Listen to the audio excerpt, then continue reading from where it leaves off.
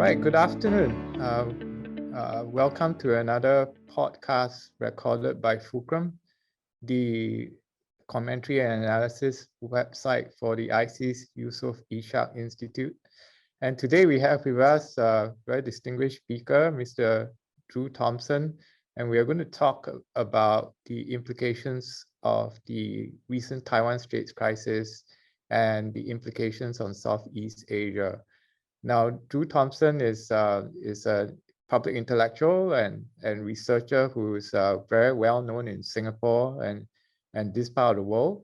He served for 7 years until 2018 in the U.S. Office of the Office of the Secretary of Defense in the United States. He was a director for China, Taiwan, and Mongolia, and responsible to he assisted the secretary with military-to-military relations at the Pentagon. And prior to that, Drew had a long career in the private sector, working in Beijing, as well as Shanghai and Nanjing. Drew studied the Chinese language in Beijing University, as well as the Johns Hopkins University and Nanjing University earlier. And of course, I think I'm embarrassed to say that Drew probably speaks better Mandarin than I do. So welcome again to the podcast, Drew. Thank you for having me. I'm very, very pleased to be here. Thanks again. If we can go straight into the subject matter, Drew, of course, it's been about 2 weeks now since the event, but the visit by the Speaker of the House, Nancy Pelosi, to Taiwan has obviously hogged the headlines, even 2 weeks after the fact. And perhaps you want to talk us through what are some of the highlights and why it should matter actually for Asia and specifically for Southeast Asia. Thank you, William. That's a great question. I think Speaker Pelosi's visit to Taiwan should be seen as part of a continuum of U.S. support and essentially the U.S. relationship with Taiwan, which is quite long and very deep, and since 1979 unofficial. But the U.S. commitment to Taiwan's security goes back to the end of World War II and during World War II. So Pelosi's visit wasn't just an anomaly. It's part of a continuum of support for Taiwan. What is significant, I think, is that it's really raised global awareness about the military pressure that China has employed against Taiwan for the last 2 decades. Mm-hmm.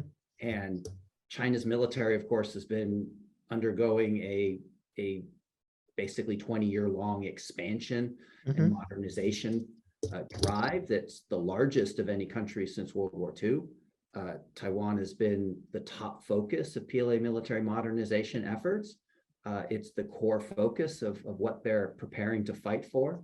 And those growing military capabilities, China's stated intention to use force, which was repeated most recently in the white paper issued by the Chinese government right after the visit.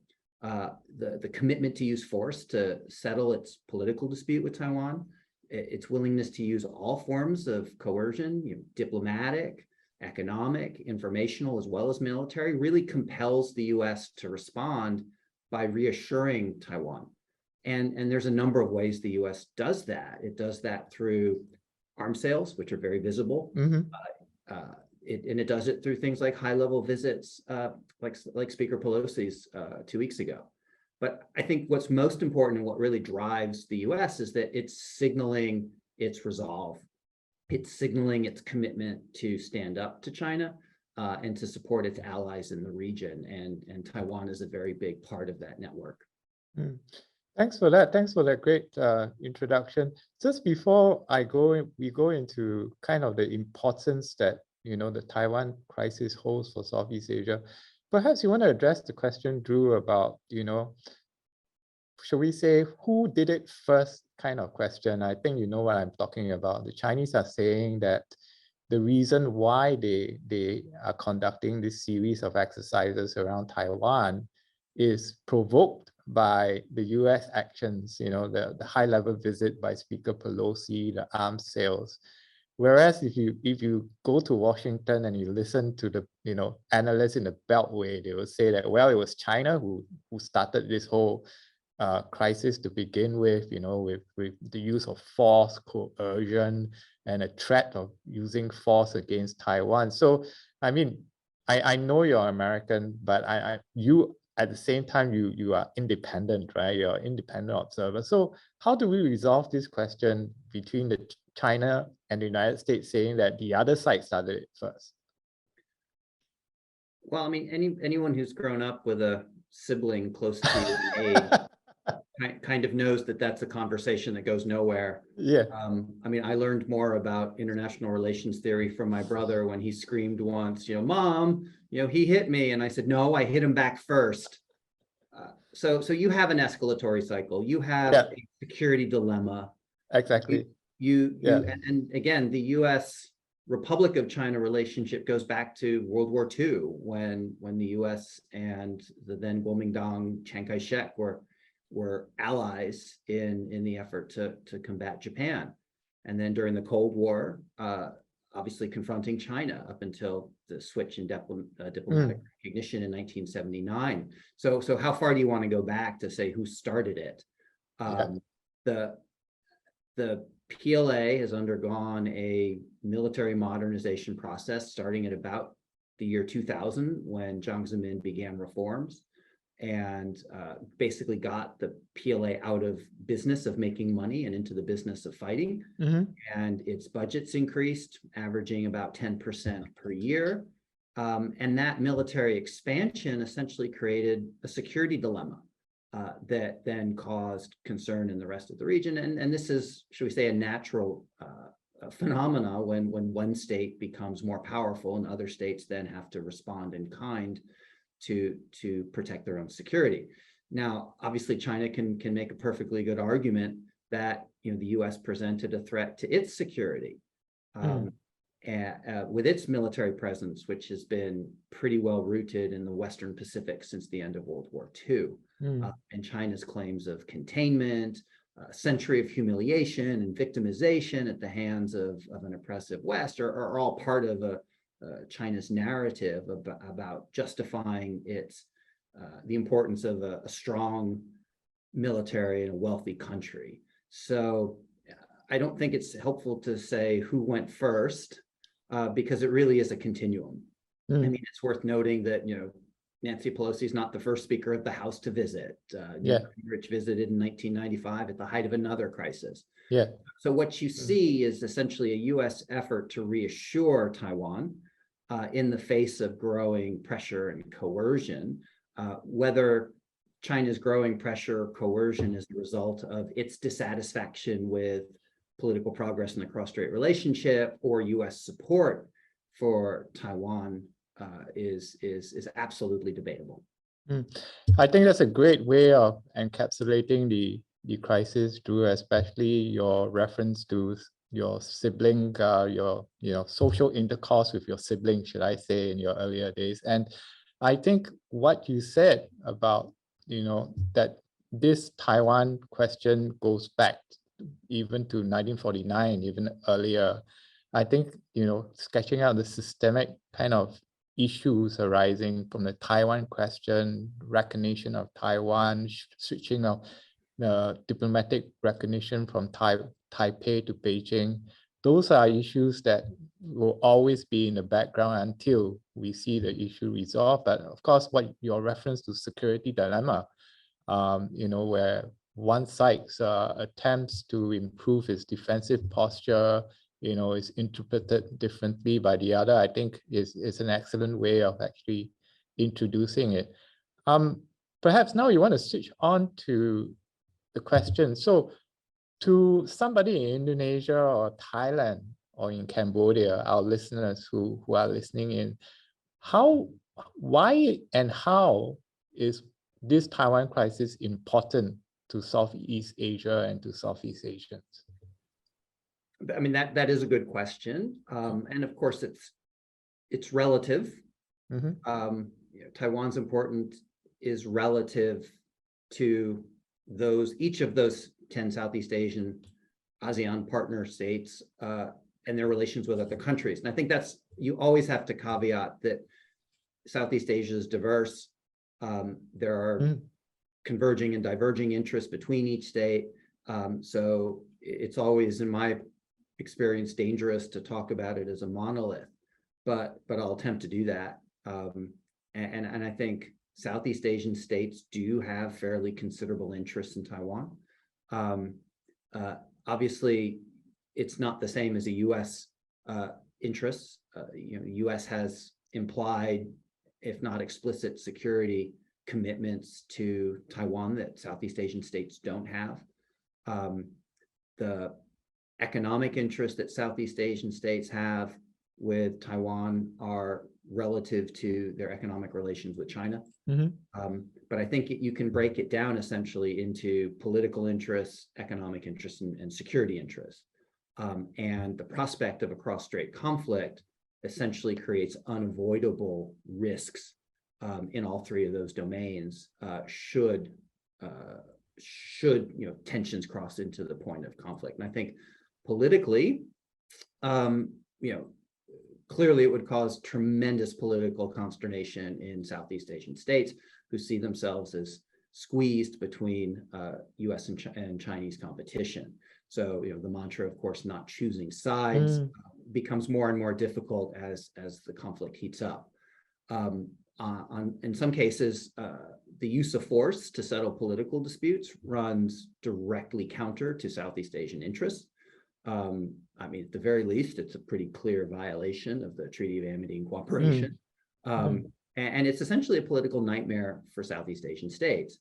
And then at that intersection between politics and economics, you have to remember Taiwan is geostrategically important to Southeast Asia. It sits basically astride the sea lanes that connect the Northeast Asia and its very large economies with Southeast Asia and then the Indian Ocean. So any disruption in the air and waters around Taiwan to commerce would have a pretty significant economic as well as political impact in Southeast Asia. And again, Taiwan itself is not inconsequential.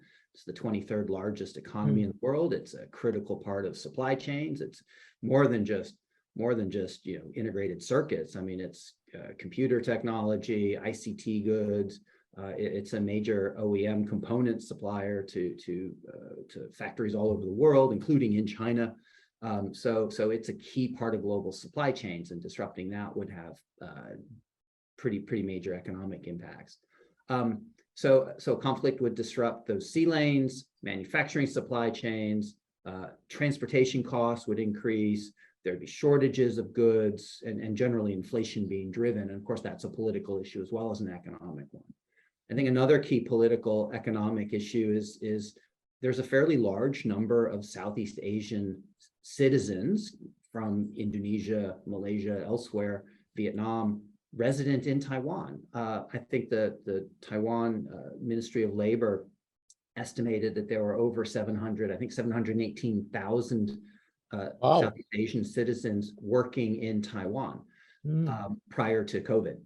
So one thing to remember is Taiwan has an aging population.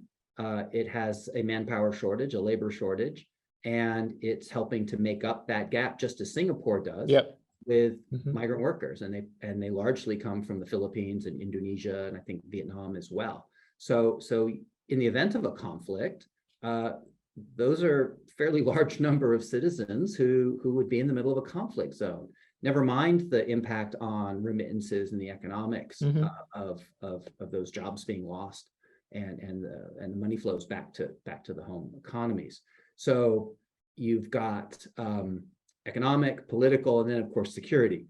If we're talking about a conflict, which is really what China was demonstrating its willingness to do in response to the Pelosi visit, the theater of war would encompass territories, including those of ASEAN states. The ASEAN foreign ministers meeting, ASEAN states put out a statement describing the area as, next to ASEAN, right, or adjacent to ASEAN. And unfortunately, a conflict will take place in ASEAN as well. Mm. I think everybody has seen the map of military exercise zones. It was actually not produced by China. They just issued the coordinates. A Vietnamese journalist actually produced that map that I think became viral very quickly. And if you look at those maps, not only did they go into Taiwan's territorial waters, they went into Japan's EEZ, Yeah. but that sixth zone was in the Bashi Channel, and it was partially in the Philippines EEZ, and it was 22 nautical miles from the nearest island in the Philippine archipelago. So basically 10 miles, the edge of that box was 10 miles from Philippines territorial waters. So a conflict over Taiwan is not going to be limited to the space around Taiwan itself. It's going to encompass the region. And I think that's a security, it should be a security concern for Southeast Asian states, because this conflict is going to be unavoidable for them. Thanks for that, Drew. I think you mentioned 10, was it 20 nautical miles or 10 nautical miles from? So 10 miles to the territorial limit. Okay. And then add 12 to that, and that takes you to the beach. Okay. Okay, so I think it's an excellent point. So, we tend to say in Southeast Asia that many of the Southeast Asian countries are more concerned about domestic considerations, economic growth, inflation, providing jobs for your people, with our entirely valid concerns.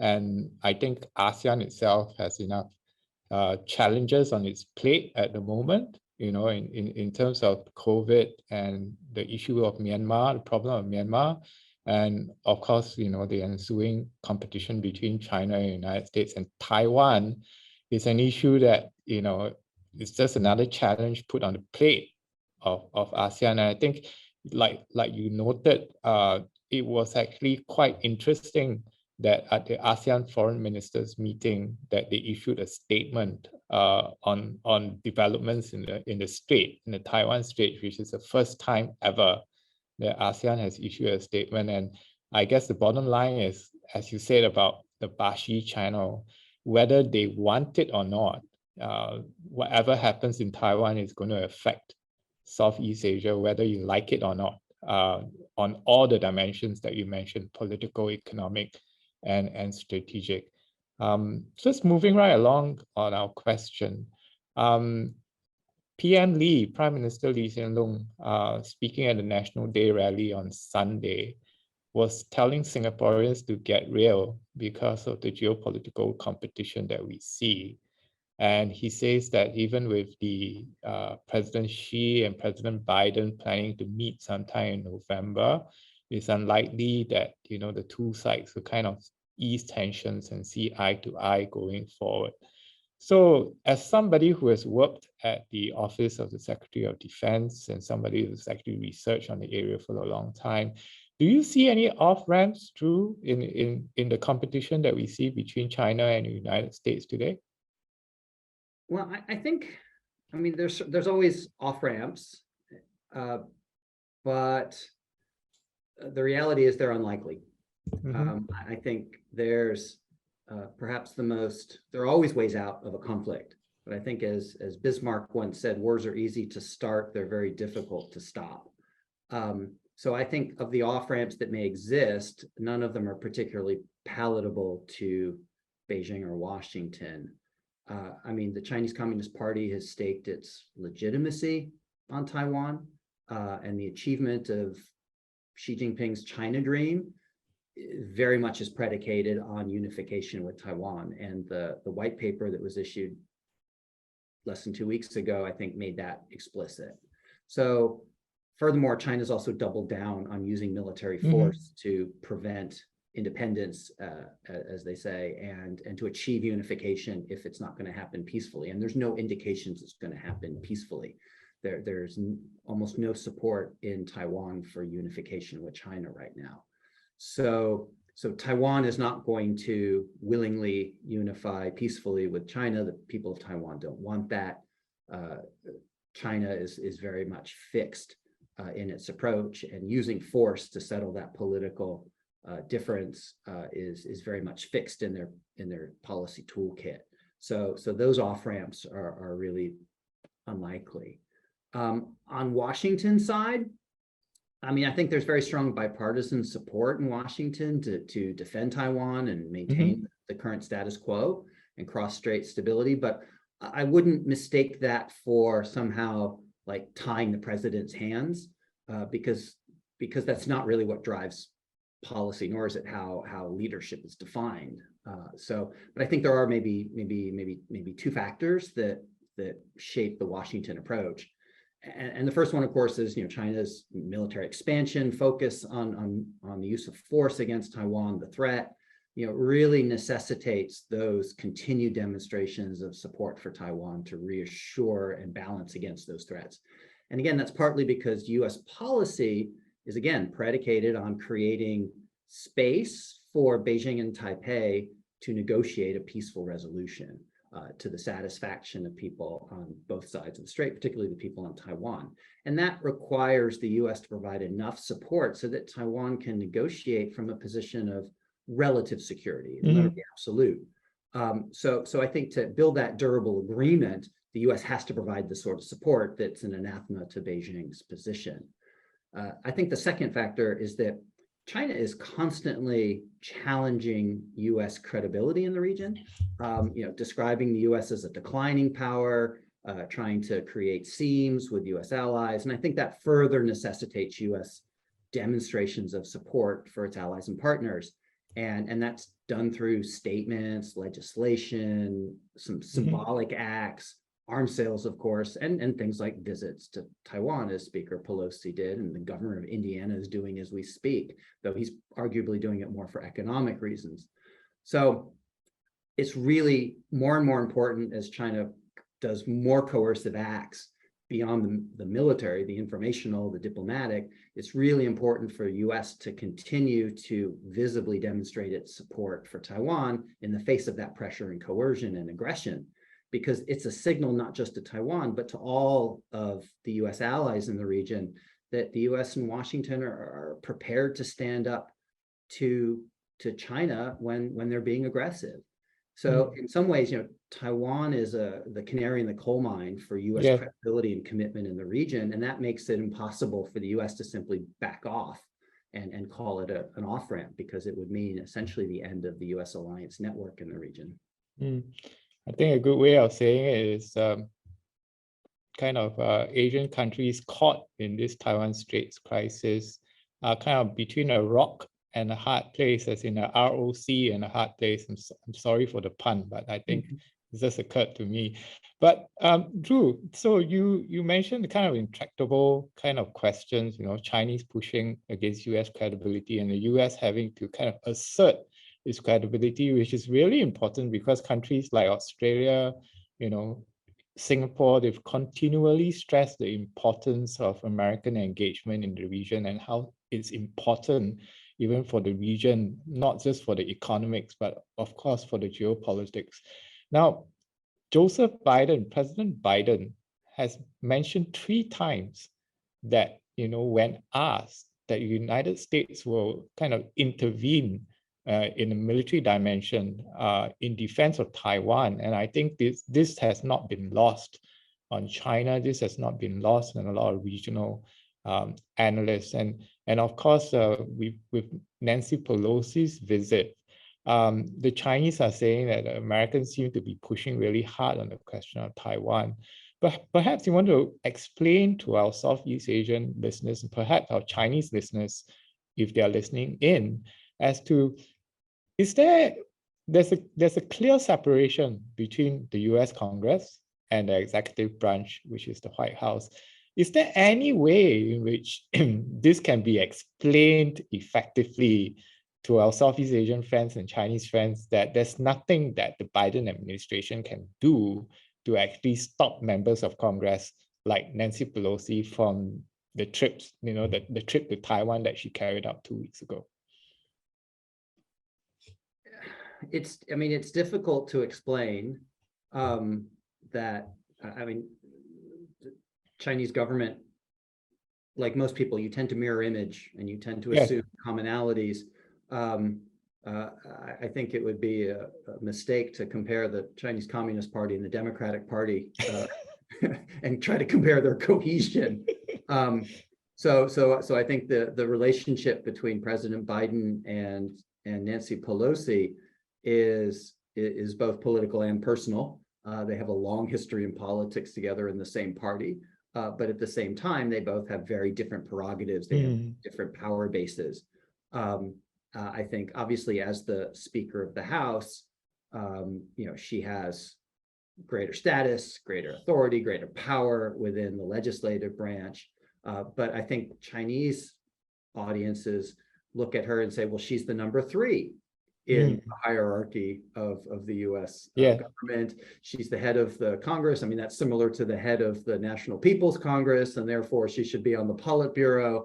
And it's just not a good comparison. She is, she's an important political figure. The order of succession, should the president and vice president be incapacitated, makes her the second in the order of succession, but that doesn't necessarily make her the number 3 person. There's also Senate leaders who are equally powerful. They're just not in that same chain. So it's a little confusing, but we do have a separation of powers. We have checks and balances in the US system, and those are somewhat inconsistent with Chinese governance as well, where there's no external checks or balances in their political system, and the party self-regulates. So it's very difficult to explain how Biden really was in a dilemma over her visit, and whether he had a personal preference or not. And as you mentioned earlier, he has stated essentially his personal preference, his own thinking on the US commitment to Taiwan. And it's very much front and center in his mind that the US is committed and will intervene if necessary. So it's a bit of a dilemma for him to try to hold back Speaker Pelosi visiting. On the one hand, you feel that urge and that need and the compulsion to reassure Taiwan, to push back on coercion. At the same time, you realize it is going to be provocative from Beijing's perspective, and it is a difficult time for Beijing politically to have to absorb such a provocation. And at the same time that President Biden is trying to conduct high-level diplomacy and engaging directly with Xi Jinping, that this is in many cases potentially counterproductive to his own agenda. But that said, it's not politically viable for him to say you can't go. He could, maybe try some bureaucratic pressure on her, but the reality is she's a power base in her own right. She has constitutional prerogatives. She's not subordinate to the president in any means, even if they're in the same party. So it's a really, really bad comparison between the Chinese political system and the US political system in terms of how they've characterized her political importance. I mean, not to diminish her political importance, but it's not as hierarchical. It's more horizontal than vertical in the US system because of the nature of checks and balances and the Constitution, which again is a entirely different construct in China. So it wasn't in Biden's interest to prevent her from going from a relationship and regional management perspective, but certainly it complicated his own engagement efforts with China.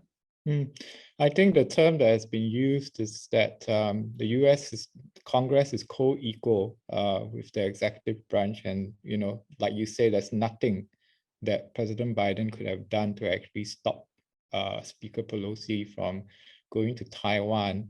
At the same time, from the Chinese perspective, or even from the Asian perspective, although you can make an argument that the two branches are separate, I think the fact that Speaker Pelosi went to Taiwan on a kind of a US Air Force jet, if I'm not wrong, you kind of, again, to the external observer, say, well, yeah, you're separate branches of the United States, but you're using a US Air Force aircraft to go to Taiwan. So it's hard for the, somebody external to the US to understand that, there are these kind of elaborate and intricate checks and balances in the US system. But thanks for explaining that to us, Drew. The next question that I want to go to is, of course, the PLA military exercises.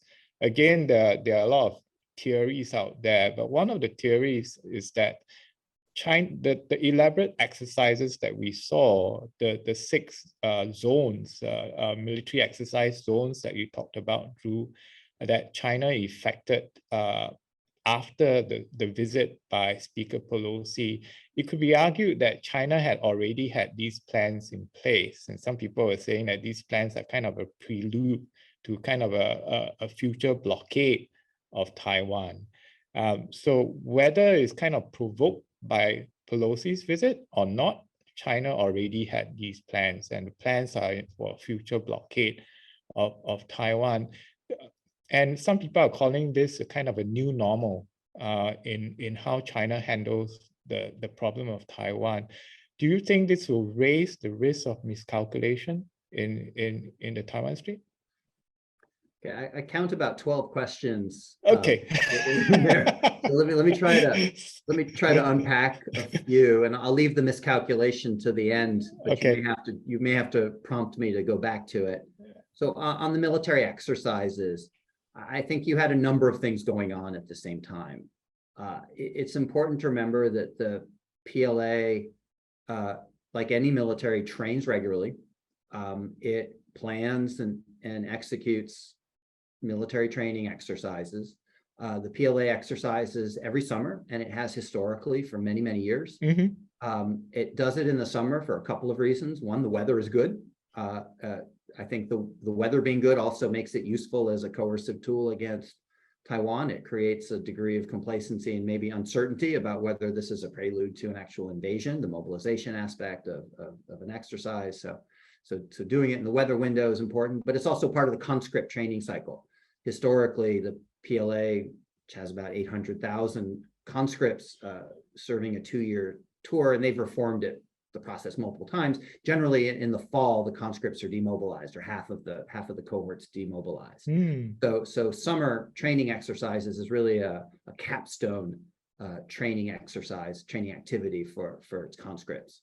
So this takes place every year. Many years ago, PLA analysts used to call it the million-man swim. Yes. Because because the PLA didn't have enough boats, they didn't have enough amphibious capabilities. Again, we're talking years ago. I remember the term well. Yeah. Yeah, I mean, we'll take the fishing boats and we'll get there however we can. We'll swim if we have to. Again, this is a political exercise, right? It's demonstrate our resolve, and we'll swim to Taiwan if you don't have the military lift. So I think what the military exercises are the norm, not a new norm, every summer, and directed at Taiwan. So including joint capabilities, boats, planes, moving forces from one military region to another military region. So kind of a large scale mobilization across the country. These are normal activities, and the U.S. Department of Defense monitors them carefully and reports on them every year and studies them. So that hasn't changed. There were activities associated with Speaker Pelosi's visit that were unique. Launching ballistic missiles in the vicinity of Taiwan is unusual. Now, the People's Republic of China launches missiles constantly on their own territory. There's missile launch sites, there's missile ranges, zones, landing zones. They launch ballistic missiles regularly as part of their military modernization process and the improvement of their strategic rocket core. Ballistic missile launches are not unusual in China. Launching them at Taiwan, around Taiwan, over Taiwan, and into Japan's EEZ is unusual, and is certainly not unprecedented, but unusual. So that definitely is a new aspect. One has to be careful about conflating the notification that China issued, which is consistent with international norms. All countries, if they're going to undertake military exercises in international waters, are expected to notify United Nations and the general public so that commercial ships and other countries' vessels and aircraft can avoid those danger areas. They're not exclusion zones. They're not like a temporal declaration of sovereignty over a particular space. So that's unusual, of course, as well. there have been some analysts stating that this was a prelude to or practice for a blockade. If it was, I think it was rather half-hearted. I think it was definitely a form of what Taiwan calls cognitive warfare. It was a form of political warfare to feel and to put pressure on Taiwan and to make Taiwanese people feel like that they should be more considerate of Beijing's interests rather than pursuing their own. And that said, declaring these boxes as military exercise zones, warning ships not to enter them, certainly infringes on commerce. So when China claims that it's never stopped, commercial shipping in the region, it just did. So it is a coercive tool. It does block shipping. It does inconvenience commercial shipping, but it's not really the enforcement of a blockade. And a blockade wouldn't be enforced against commercial shipping or military vessels by ballistic missiles necessarily. A more effective tool would be the Coast Guard or PLA Navy vessels, of course, and maybe even the maritime militia are performing some function. So this really wasn't exercising a blockade. It's also important to note, under international law, the announcement and the implementation of a blockade is actually an act of war. So I think China didn't go that far. Now, obviously, Chinese philosophers could say, well, since Taiwan is a part of China, you're only blockading yourself, therefore it's not an act of war because Taiwan doesn't exist in their mind as an independent state. Again, this is angels dancing on pinheads. So I think there was political coercion, there was military coercion, but I think they stopped well short of actually demonstrating the ability or the willingness to demonstrate the ability that they could conduct a blockade. I think China does have the military and civilian law enforcement capability to declare, enact, and then enforce a blockade, but they didn't choose to do so this time. Thanks for that, Drew. I like the point about, you can effect a more effective blockade as using PRA ships or maritime militia ballistic missiles landing in those zones might not quite cut it if you want to have a kind of a consistent blockade. Now we want to get to kind of the Southeast Asia angle again. Drew, I have two questions for you, and we have about 5 minutes. The first one is, what role do you think Southeast Asia can actually play if we're going to have a rerun of what happened 2 weeks ago? And a more specific question is, if there's actually a conflict in the Taiwan Straits, how do you see some of the countries in Southeast Asia with close ties, security ties to the US reacting? And I'm talking about countries like Thailand, the Philippines, and even Singapore.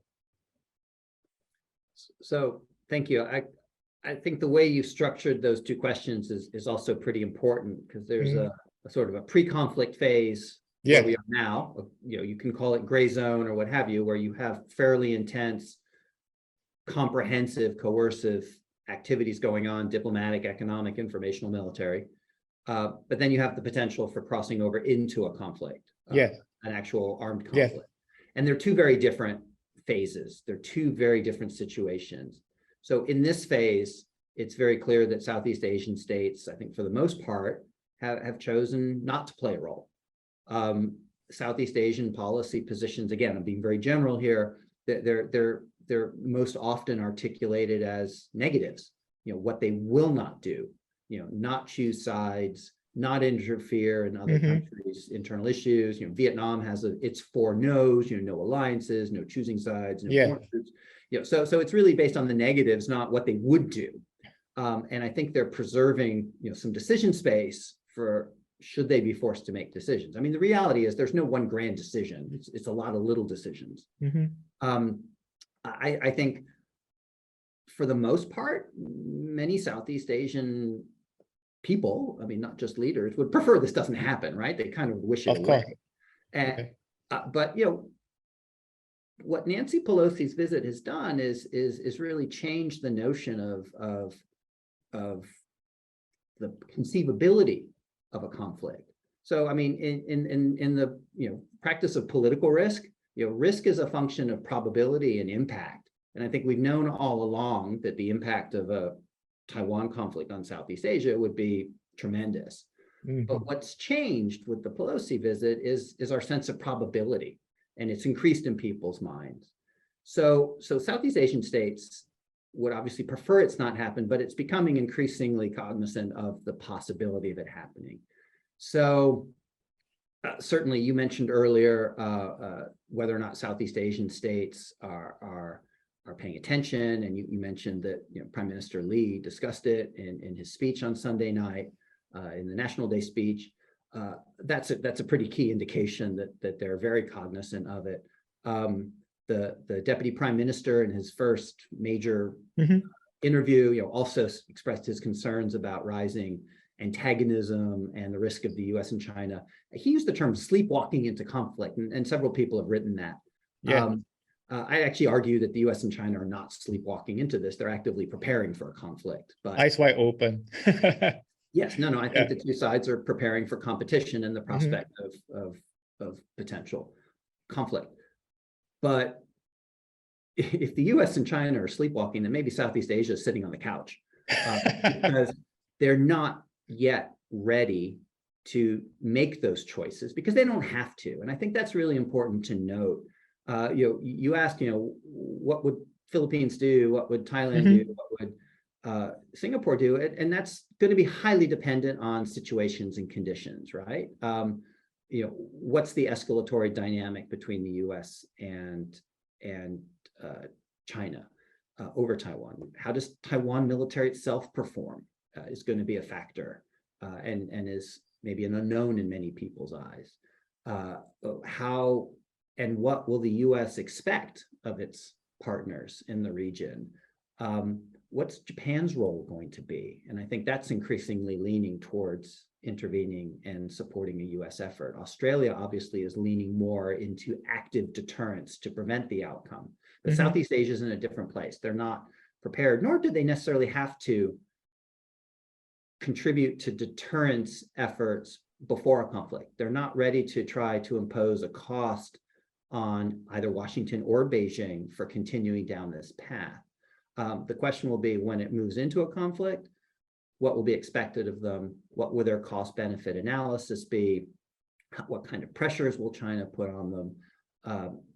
Again, the consequences of the conflict are going to be tremendous, but the diplomatic efforts are going to be equally coercive when the time comes on third countries and what Beijing's expectations are and what U.S. expectations are. So again, I don't think it's just a case of choosing sides. It's not one grand size. It's each country essentially choosing what's in their best interest, case by case, based on all the factors, and how they can seek to mitigate the risks, sustain the relationships as best they can, whether that's the economic relationship with Beijing or the security relationship with the U.S. I think it's worth pointing out that that's kind of the trope, that we have security relations with the U.S. and economic relations with China. But the reality is the U.S. is a major economic player in Southeast Asia. Of course, yeah. Largest foreign direct investor. It's still a major trading partner. Actually, I think many Southeast Asian countries have a positive trade balance with China, with the United States, whereas they run a negative deficit with China. So you actually can't have one without the other, or you'd run out of your current account would be in deficit. So the U.S. is an integral economic actor in the region as well, and then has real interests in preserving stability in the region. And it's also going to make decisions based on that calculation as well. So, it's a little dangerous to try to predict the future and what Singapore will do, what Philippines would do, but clearly everybody is now thinking about it. They're considering options, but they still have time before they have to make the really hard choices that ultimately they will probably have to. Thanks for that, Drew. Since you say that if the term is used that China and the US are sleepwalking into conflict, and I like the way you say that Southeast Asians are still sitting on the couch, as it's kind of in the pre-conflict kind of situations. It's good to at least have a conversation and think about what are the possibilities, as reactions to developments in the Taiwan Strait. And if I can do a plug for Drew here, Drew wrote a great paper for ISEAS, a perspective paper on kind of a Taiwan Straits crisis and implications on Southeast Asia. And I think one of the points that you made, Drew, was that it's important for Southeast Asian countries not only to just say that, there be restraint on the use of force, but also to try to get a dialogue going between China and the United States at a minimal level. And I think this is something that, is not exactly what you call a huge role, but it's a role that Southeast Asian countries can play in this situation. Yeah. Absolutely. I mean, again, in Southeast Asia, there's often a discussion about agency and whether or not Southeast Asian states have it. And I honestly think they do, but in some cases they choose not to exercise it. But in other cases, they will exercise it. So it's really a choice about how to apply their diplomatic resources, their own military resources, their economic resources towards a clear policy goal. I mean, I'm not sure that Southeast Asian states would necessarily play a moderating role. I'm not sure that being an intermediary between Beijing and Washington is necessary. The two presidents can pick up their phones and have conversations if they want to. And I'm not sure passing back channel messages is necessary either when we have functioning authoritative front channel messages. But they can send signals and they can affect calculations. And that's, I think, what I intended in that piece. And that can be things like being a little more overt in discussions with the US about its presence. I mean, you mentioned earlier that the region wants a more robust presence from the US in the region. But oftentimes that's a very quiet discussion, right? And Southeast Asian states don't want to be seen as asking for the US to have a greater presence in the region. And that's one way that Southeast Asian states can be more overt and play a greater role. And that's not choosing sides, but reinforcing their own interests in maintaining peace and stability, being more vocal about the unacceptability of using force to settle political disputes.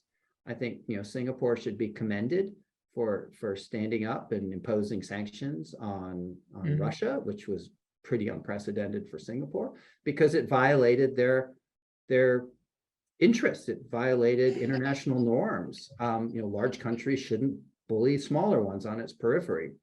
We can debate about Taiwan's diplomatic status, but the principle remains the use of force to settle political disputes, internally or externally, to any nation, is an anathema to Southeast Asian interests. And that's the dilemma we face in Myanmar. It's certainly been faced in East Timor and Indonesia in the past. It's faced in the southern Philippines and southern Thailand as Southeast Asian states deal with intrastate conflict. And how Southeast Asian states respond to other countries' conflicts is consequential. But they have to do more than not choose sides. They're going to have to make choices, and they'll have to choose themselves ultimately. Thanks a lot for that, Drew. I think you've ended kind of our session with a great point about Southeast Asian countries having agency, having a quiet word. And I'm biased, of course, but we do remember that Singapore hosted the last meeting between Xi Jinping and Ma Ying-jeou years ago at the Shangri-La Hotel here. And of course, Singapore supports the Shangri-La dialogue that sees constant and consistent exchanges between the US Secretary of Defense and the Chinese Defense Minister. So it's always good to keep those channels going, even though you know that there's intractable problems, but it's important to keep those channels going. So thanks again, Drew, for kind of a masterful exposition of all the issues that we've discussed today. The Taiwan Straits crisis, implications in Southeast Asia, how the crisis might go, and how Southeast Asian countries have agency. So once again, thank you for taking the time. And it just occurred to me, and it's entirely my fault if I have not said at the beginning that Drew Thompson is a visiting senior research fellow at the Lee Kuan Yew School. I want to say it now. For the record, I was so intent on demonstrating his experience in the private sector and the US government that I forgot to say that he's a senior visiting research fellow at the Lee Kuan Yew School at the National University of Singapore. So thanks again, Drew, for this time. It's been great, and I hope to talk to you again. My pleasure. Happy to do it again. Thanks, Drew.